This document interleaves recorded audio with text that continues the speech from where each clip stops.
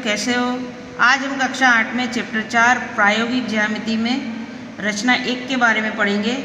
हमारे पास क्वेश्चन है कि चतुर्भुज XYZ की रचना कीजिए जिसमें XY 4 semi, YZ 4.5 semi, XZ बराबर 6 सेमी, YZ बराबर 4 सेमी और WZ बराबर 5 सेमी हो, और रचना के मुद्दे भी लिखें। रचना के मुद्दे लिखने के लिए कोई आपको याद नहीं करना होता है, सिर्फ आपको अगर रचना बनाने आती है तो रचना बनाते जाइए और उसके मुद्दे लिखते जाइए। मतलब जैसे जैसे आप रचना बनाते जाएं ऐसे ऐसे आप उसको लिखते जाएं। तो सबसे पहले हम इसमें क्या करेंगे कि एक कच्ची आकृति बना लेंगे। कच्ची आकृति बनाने के लिए हमको मान लीजिए हमने ये कच्ची आकृति बना ली, ये हमारे पास कच्ची आकृति है। अपना चतुर्भुज का नाम है XYZW, तो ये XYZW। अब यहाँ पर हमको दिया XY बराबर 4 सेमी, तो XY हम देखेंगे ये कितना है 4 सेमी। YZ कितना है 4.5 सेमी। XZ कितना है, XZ ये रहा, तो ये इसका क्या बन गया, विकर्ण बन गया। XZ कितना है 6 सेमी और WZ कितना है 4 सेमी। XW कितना है, ये रहा XW, तो 5 सेमी।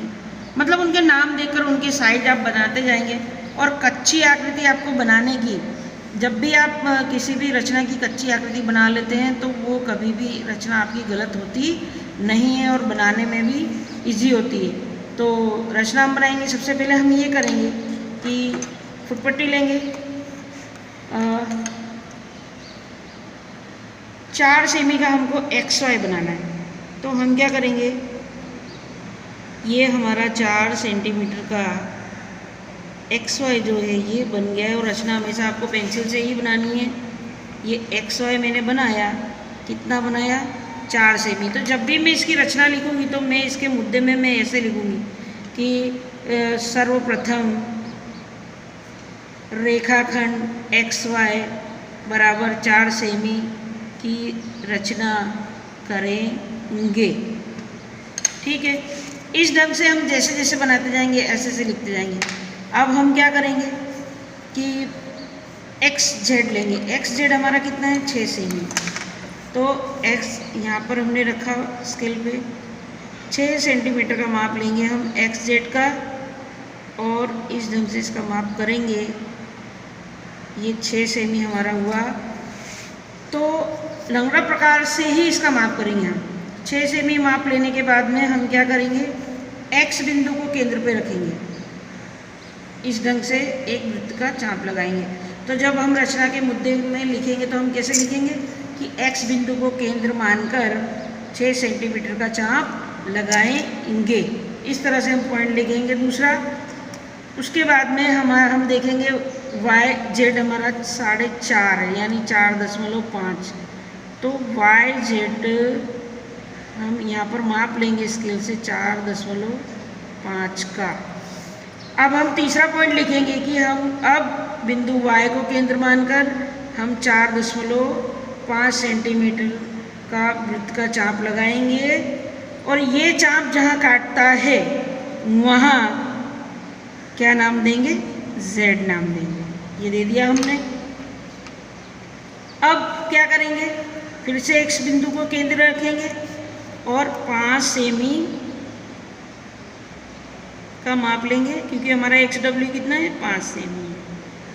अभी हमने रखा बिंदु X को केंद्र मानकर हमने क्या करा, 5 सेमी का वृत्त का चाप लगाया।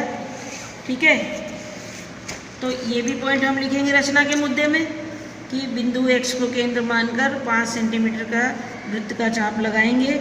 अब हम देखेंगे कि यहाँ पर हमारी एक लाइन बाकी है WZ वाली, तो WZ हमारा है 4 सेमी, तो 4 सेमी का माप लेंगे हम स्केल से, और ये प्रकार की सहायता से ये हमने लिया 4 सेमी का माप।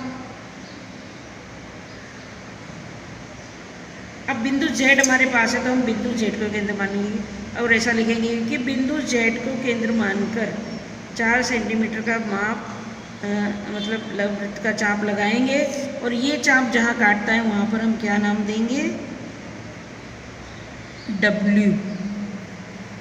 ठीक है, अब क्या करेंगे, अब हम रेखाखंड YZ को मिलाएंगे, ठीक है, रेखाखंड XZ को मिलाएंगे, क्रमशः रेखाखंड YZ, XZ और ZW और XW को मिलाएंगे, ठीक है। ये हमारी क्या बन गई, रचना 1। और सबके माप लिख देने आपको, जो भी जिस माप का है, 5 सेंटीमीटर का, ये 6 सेंटीमीटर का आपका, ये 4 सेंटीमीटर का और ये 5 सेंटीमीटर का। तो कच्ची आकृति बनाने से हमारी आकृति इजी बन जाती है। तो रचना के मुद्दे आप जैसे जैसे बनाते जाएंगे वैसे वैसे लिखते जाएंगे। जो मैंने आपको स्पीच दी वो रचना के मुद्दे की लाइन में आती है। परीक्षा में अगर आपको ऐसा बोला जाए कि रचना बनाइए तो सिर्फ आपको रचना बनानी, लेकिन अगर उसके साथ में एक शब्द ऐसा आपको ऐड करा जाए कि नहीं ऐसा रचना बनानी है तो सिर्फ रचना बनाएंगे। अगर आपको परीक्षा में ऐसा दिया जाए कि रचना के मुद्दे भी लिखिए तो आपको इसको जैसे आप बना रहे हैं ऐसे बनाकर ही बताना है। ये कम से कम आपका 4 नंबर में पूछा जाता है। मान लीजिए 2 नंबर में रचना आई आपकी तो 2 नंबर के इसके मुद्दे भी आते हैं, इसलिए ये आपके लिए मोस्ट IMP है। सो प्लीज़ इस रचना को आपको कम से कम 5 बार बनाना है, प्रैक्टिस करनी है और कच्ची आकृति कंपलसरी है बनानी है, उसके बाद ही आपको रचना बनानी है। Okay, thank you.